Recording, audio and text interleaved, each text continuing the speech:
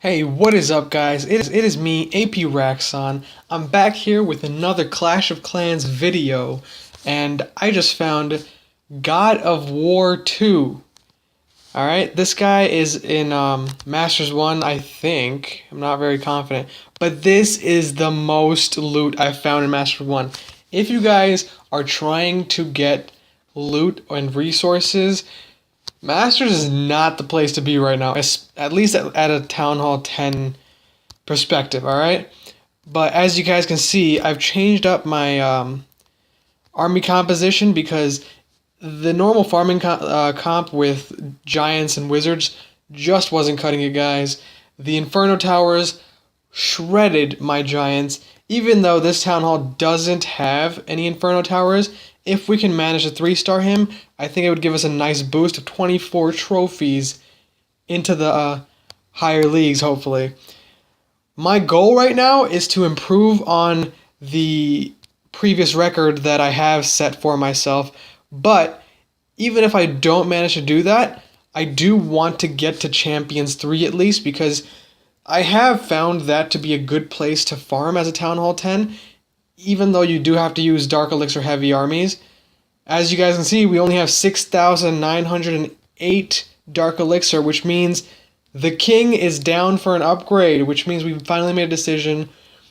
The King is going to be upgraded to level 30, and the Queen is going to stay the way she is. Alright, we're going to have to use another Rage spell right here to make sure the Queen doesn't die.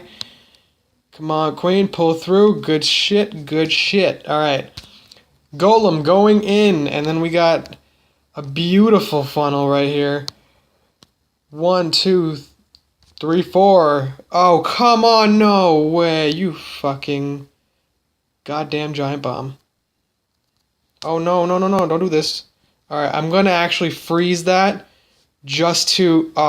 Queen, I love you so much. You don't know how amazing you are. Guys, you have to go inside. Let's go. Let's not do this. Alright. They're in. We got 4 giants and 4 wizards left. I usually keep this just in the ending towards if I need to help funnel things along. But doesn't look like I'm going to have to. I'm going to drop the heal spell. I am using an excessive amount of spells, and this does cost quite a lot to attack. But I am getting a hefty amount of elixir back in return. So... hopefully it's worth it. Hopefully. Alright? We got the P.E.K.K.A.s going 1v1 with the skeleton army. They get taken out. Thankfully the golem is still intact. All healers are gone. We got this plumptuous elixir storage. But we're gonna run out of time before we even get to do this. Come on, Queen, pull through for me. Don't do this shit. No way. Oh! Yes, Wizzy, come on. Nice. At least only 27,000 elixir that we missed, which is totally fine, guys. That was a great attack. 160,000 gold and 160,000 elixir. That is a good league bonus. Alright? We got a pretty high percentage. Unfortunately, not a 3-star, but we are in Masters 1, as a matter of fact. Alright? We're trying to get to Champions 3 right now for that 200,000 bonus of each resource.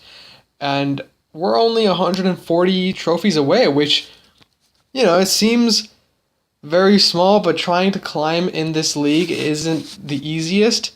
I have had better luck with defenses, but I feel like the higher up I climb, the more I'm going to start losing, and it's going to kind of balance out the amount of trophies I'm winning versus the amount I'm losing with defenses, because as much as I'd like to think my base is amazing, it's alright.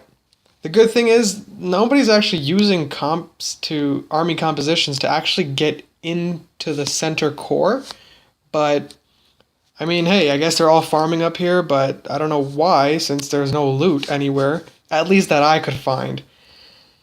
Now, we are going to train up the same army composition again. I enjoy using this because it's got a good mix of everything. We got the healers to do a queen walk. We have the Valks to deal with any AoE things, such as skeleton traps and things like that. We got P.E.K.K.A.s to just go pound their fucking buildings. wizards to back them up, and of course, wall breakers, giants, and the usual for a good clean composition. Now, from what I just saw, all I really have left to upgrade is my king, queen, and these spring traps. Now, from the way I think about it, spring traps are only really worth upgrading to level 2. Because if you think about it, a spring capacity of 16 units basically means you have 4 wizards, or 3 giants, 3 hogs, 2 velks, and anything in the even numbers. I think the base was 15, so upgrading it once makes sense, you see? But upgrading it to 17 doesn't benefit you at all unless there are going to be barbarians or archers or single units standing on it. And I doubt that there's a chance of 17 barbarians standing on the same spring at one time. And I think almost the same thing happens when you go to 18 and 19, right? The only real benefit is if you could have gotten to 20, and they don't have a level for spring traps that lets you throw 20 units worth or capacity worth of units off the map, which is a pain in the ass, because now I'm thinking, why bother even upgrading it to level 3, 4, and 5? I don't know exactly the highest one, but yeah, so I'm leaving all my spring traps at level 2. I find them to be the most efficient, and I'd rather use all this gold and elixir and everything towards my walls. I want to get them done. I want to have them looking nice. I want them yellow and lava-y. I know these used to be called lava walls, but now that the electric walls are lava walls too, I'm not sure what to call the old ones, or are the new ones called magma walls? I don't know, guys. Let me know in the comments below what you guys call these walls and what you guys call these walls, because other than just level 10 and 11, I don't really know. But I'm hoping that once I get to Town Hall 11, I'll be able to get those fancy looking fancy looking level 12 walls, which kind of look like, I think, the level 2 walls, but Supercell could have done the design on that thing a lot better. But I'm not going to be picky about it, alright? In the meantime, I wanted to show you guys some defenses to let you guys get a feel of exactly what Masters 1 is like. Now, in this attack, we have a composition that kind of mixes air and ground, so he's clearly not trying to get a 3-star, or this isn't exactly a trophy raid. It's more or less just to get my loot and, you know, enjoy rolling in my elixir and gold. But I don't know why he dropped. Maybe he dropped it at the last second thinking his giants wouldn't make it through, but they did, so now it's just a weird jump spell. But I didn't have that much loot to begin with. If you guys saw, I only had like 300,000 total. Now that's not much for using a composition like this. He's got level 3 baby dragons, level 20 queen. Oh, his baby dragon just shat on my queen. And level 21 king that's already dead. Now, the Inferno Towers are making quick work of this. Rage spell was a little off point. Queen's down. 2 more wizards down there. And that's a wrap. Only 34% on my base. Barely any loot. I'm not... Oh, wait, he's got some more. He's got some more percentages coming in. And 38%, alright. But he got 120,000 total. That must have cost him a ridiculous amount of resources. Now, obviously it's not a smart way to attack my base. It just wasn't strategic enough. And I'm not saying that it's because my base is so great and things like that. It's just, why bother attacking a base like this for a crappy amount of loot with an army that you know might not succeed? Same thing with this one. We got, well, not really the same thing, because this army composition is straight intended to take out the collectors on the outside, but because I have an outer wall, all the collectors are inside, so of course he has to break through, which he does. And he's got his clan castle wizards, queen, king, level 35 and 34. Wow, okay. Let's see if my queen can do some actual damage to these guys. But yeah, basically maxed out Barch army here. He's going in. Inferno is locking onto all these little guys, just melting these fools. My giants from the clan castle coming out. They're about to engage these guys, but I think these archers are going to just demolish my giants. Yeah, look at that. Thankfully, though, they provide cover for my Inferno Tower to annihilate these guys. Alright, they couldn't even touch my town. Well, they did touch my town hall, but they couldn't do any significant damage. Queen will be going down soon. King is dead up there. And that is another defense victory for me. Of course, the attacks like these are obviously intended to drop trophies, which I can understand. But this is the one I really wanted to show you guys. These two, actually.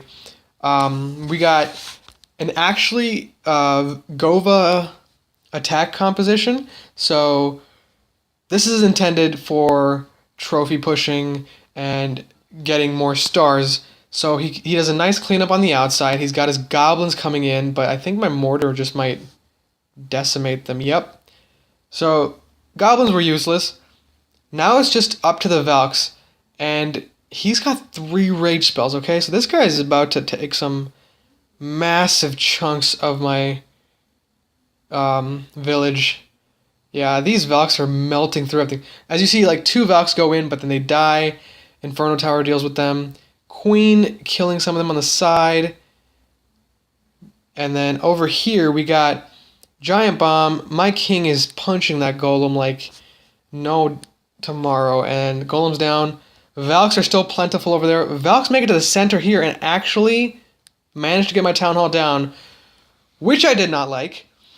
But his king and queen also follow through, which is a very elegant way to attack. He actually managed to funnel them right to the core, which is something that you don't really see happening successfully in the lower leagues. Masters 1 I wouldn't consider a lower league by any means, though, so it's a respectable attack, and kudos to him. Or her, I'm not exactly sure. His name is Zodiac, and his clan is Houdini. I want to say it is a him. But this attack, okay? This attack kind of made me laugh. Okay, just 48 level 2 miners. And he just dumped them all, and he's got 5 heal spells. This army has no composition at all. It's basically just one troop with a bunch of heal spells to prevent them from dying.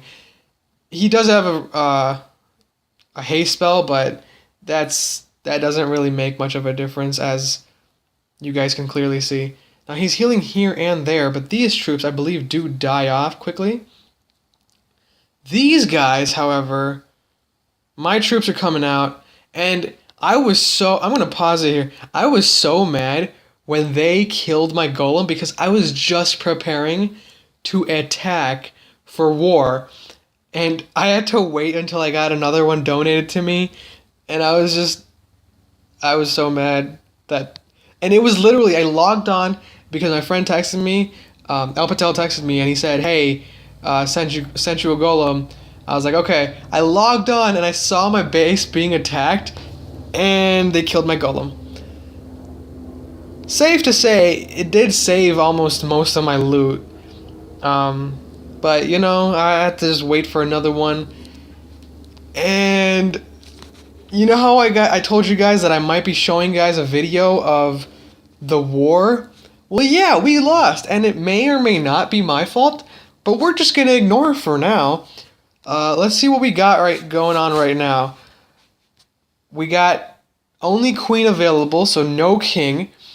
Usually the top 3, which are the Town Hall 10s of our clan, focus on the top 3 of their clan. Doesn't matter if they're Town Hall 10, 9, 11. We try to work through it together. Some of you guys may be wondering exactly what army or clan castle composition we have. It's exactly this, okay? And from the left, we reduce it every time the clan castle can't support it. So the the baby dragon and the 2 Velks are definitely a must, okay? So you want to have those regardless. IX still has to finish donating the last 3.